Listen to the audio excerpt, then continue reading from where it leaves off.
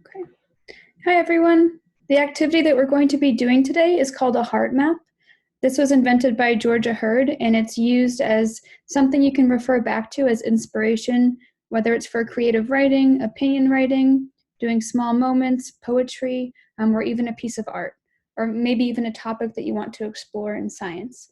Basically, it's something that helps have everything that's special to you all in one place and everything that makes you up. As you can see, these are some examples on the right side here. They all are going to look very different, and it's up to you how you want to set it up in whatever way that makes the most sense to you. It might not actually be a singular heart. It might be something else. So here's an example. Yours does not have to look like this. I'm going to have you take out a piece of blank paper or scrap paper, something that you can write on. You can use just a pencil or pen, but you can also add more colors if that makes sense to you. So first, think about how do you want to set up your heart map? Think about your life and how you want to portray what's special to you. Do you want to have more than one heart? Maybe it could be a good heart and a bad heart, or happy and sad. Maybe it's things that are secret, things that are personal to you, and have another heart that's open that you showcase to the world. Maybe there could be a heart that shows the world around you, and then your world personally. And you could include different things inside each heart. So I'll give you a few minutes to think about how you want to set up your paper.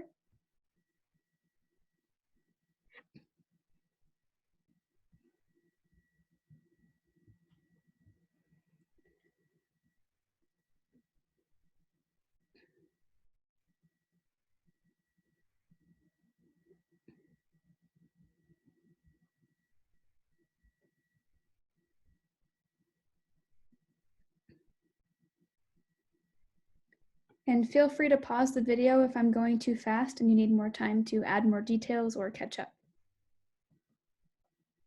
So now you're going to start to think about how you're going to fill up your hearts. This is going to be something that's going to show all the important parts of you, your life experiences, and what's important to you. So think about, do you want to have the most important things to you in the center of the heart and have outside influences on the outside of the heart? That's up to you. If you'd like to use words or pictures or a combination of both, maybe you want to use very specific descriptive words so that when you go back to write from your heart map, you'll remember exactly some details from that memory. For example, on mine, I might put Dad in the middle of my heart, and maybe I'll put a picture of a softball because we used to play catch every night after dinner. Maybe I would put a piece of candy because we always went to the candy store together. Maybe I would think about some descriptive words that I would use to talk about my dad, or very specific memories. Okay, so think about what's at the center of your heart. Think about some of the people that have been the most important to you. And I encourage you to think about also, why are these people important to me?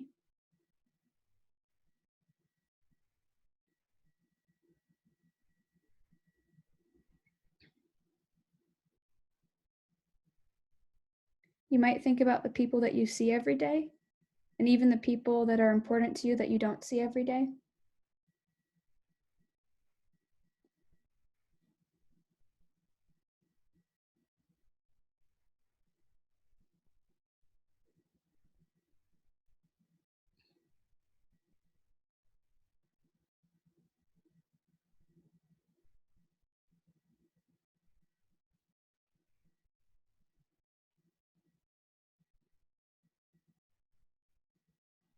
What are some events that have been important to you? What are some experiences that you will never forget? Maybe it's something that is really happy, like getting a puppy for the first time or learning how to ride your bike. It might be something that's very sad. What are the experiences that have shaped you?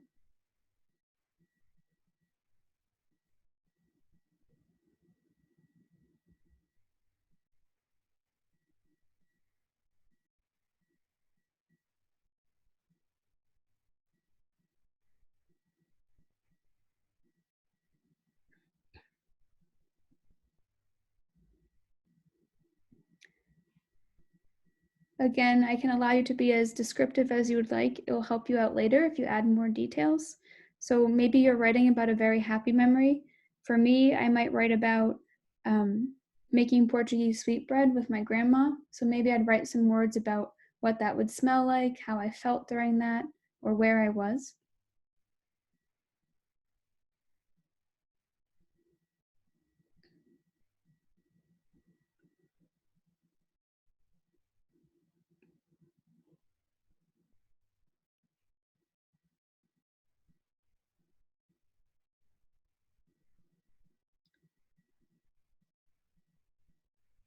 Now, think about some of the groups that you belong to as a person.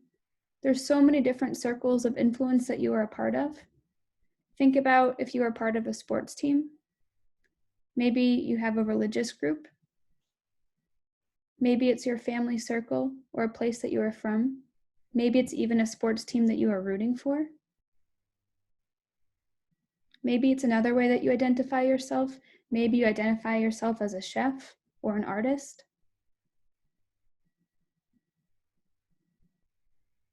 Again, you can pause the video at any time if I'm going too fast.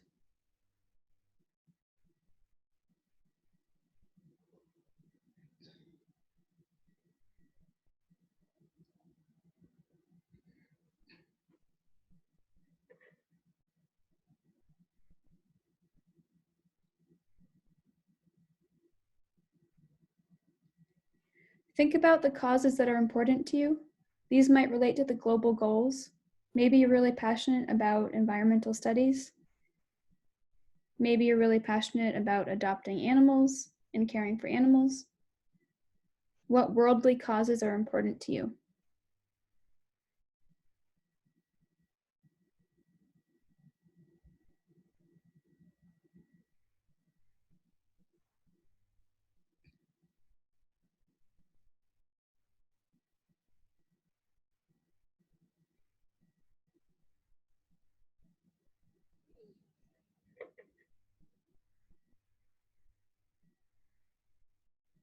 Think about what actual objects are important to you.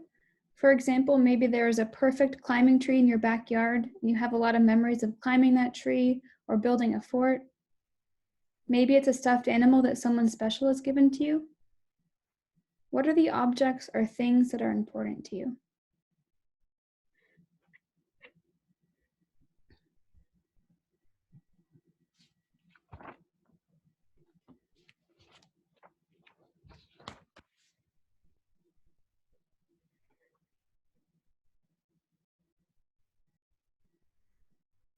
These might be things that you can't go a day without, that you use every day.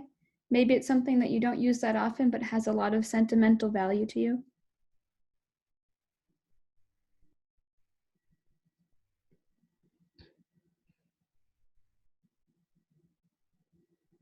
You can also think about places that are special to you.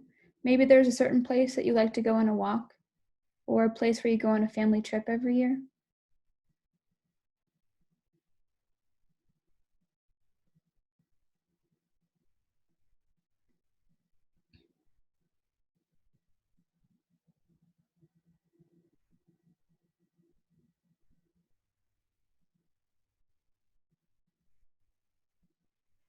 Think about how you want to show your information. You have all of these things written down, but think about if you want to incorporate color on your heart map. Will different colors represent different things? Maybe you'll color in squares yellow for happy memories and blue for sad memories. Maybe colors will help you show what kind of relationships are on your heart map. That is up to you. So feel free to pause and go back in and add more detail now that you've gotten your ideas out. I'm going to move on to the next activity. Oh, this is also a template that I included. So this is another version of a heart map. It's called Be the Change That You Wish to See. So maybe in this heart map, it's less personal, but it's more about the world around you. So you're writing things about your concerns about the world, observations that you have or things that you've noticed about the world, things that you hope will change, or maybe an action plan that will help make the world a better place and see that vision that you are hoping for. Okay. So this is a really neat project. It's called the Dear Data Project. It started because of two women. One lives in London and one lives in New York City, and they're both artists. Every week they pick something about themselves or something they want to track. For example, the two that are on the screen are a week of complaints. So throughout the week, I believe they keep a small journal and they make note of a week of complaints here. So is it my family that is causing me to complain? Animals, the weather, hungry, technology, transportation. Both of them have broken this down into different ways that make the most sense for them. And you can see that they showed a key. So for this one on the right, every time the weather caused her to complain, she did a green stripe on this piece of art up here, whereas the other person used music to help her convey her information. So I encourage you to think about something that you might want to track over the course of a week, or maybe you want to organize it a little bit differently. Some ideas you could do are people that you interact with, what makes you smile, the places that you go, the foods that you eat, the music you listen to, or maybe the type of music could be something you could track, or maybe the books that you read. So these are two more examples of how they've showed their information. There's so many different resources, especially on Pinterest, you could find. If you type in Dear Data, you can see a lot of their weeks of information. I did this with my second graders, and we broke it down a little bit further. So each student came up with one question they wanted to learn about their classmates, and they just made a little tally sheet. They came up with a title or a question, for example, favorite food or favorite cereal. And then they provided a few options and then an other category. And then we talked about the ways we can show our data visually. It could be quite literal, like showing a picture of the foods that are their favorite foods, or it might be a little bit more abstract, like the one on the right here. It's just a really neat way to show data in an artistic way.